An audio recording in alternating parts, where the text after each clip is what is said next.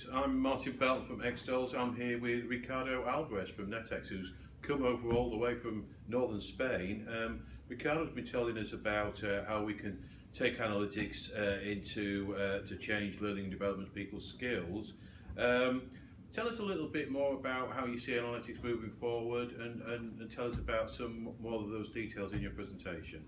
Okay, yeah, so I mean, the vision that we are trying to provide today is the vision that is coming from the tech space, because the company is working both in corporate learning and in the educational space.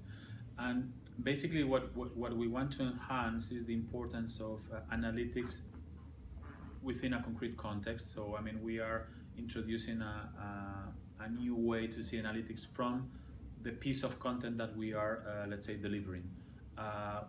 That way, the trainer can have specific analytics about that content, but from and within the content, and that experience is something that even can happen in real time. So basically, we are trying to probably give more importance to contextual analytics, and there also project what we think is an important part of the training, which is still classroom training, which probably we understand that now is suffering a lack of attention from the learning technology industry, and we think that still classroom training is going to be important in blended scenarios. So we really think that technology needs to arrive to the classroom training as well.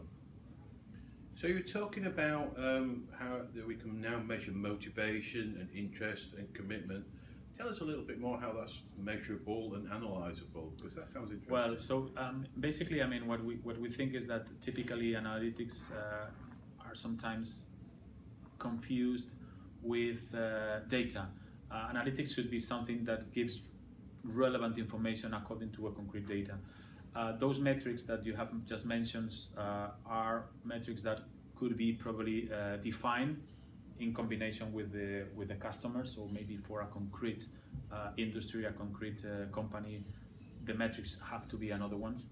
But the idea behind that is that gathering all the data that happens along the learning experience, we should be able to highlight specific metrics that probably are relevant for the company. For sure, one would be performance. Why not productivity?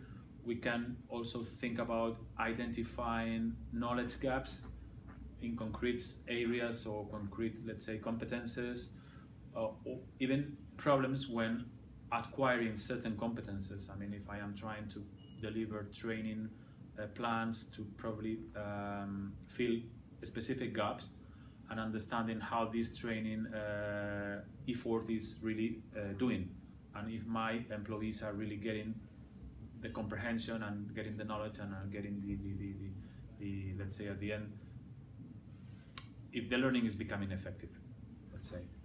So if I was an organisation today and come to talk to you, what would you say to them is the most exciting development in analytics at the moment? Well, I think whatever has to do with adaptive learning. I mean, if we think about how we learn, typically the ideal world would be a world in which learning could be adapted specifically to a concrete person need. So whatever analytical, let's say, technology or tool provides me the possibility to be more segmented or targeting my learners in a better way, I think that will be quite relevant and quite I would say differential.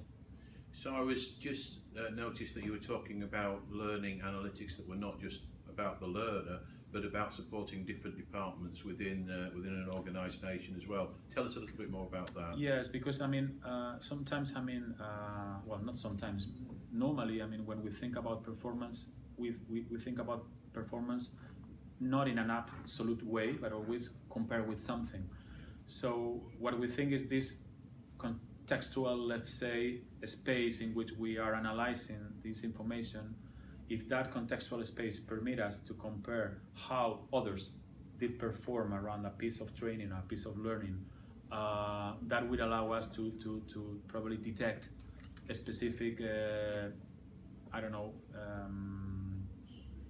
maybe good practices, or maybe a specific situation that are happening in a concrete area that is performing much better than others. So the idea is that you don't get just the statistics of a concrete person or a concrete user, but you're able to compare those statistics with a general pattern, with a general, let's say, average situation in the organization or group by group, etc. Ideally, that would be also permitting the trainers or the instructional designers to group people according to their prior skills or how they are performing, their abilities, whatever.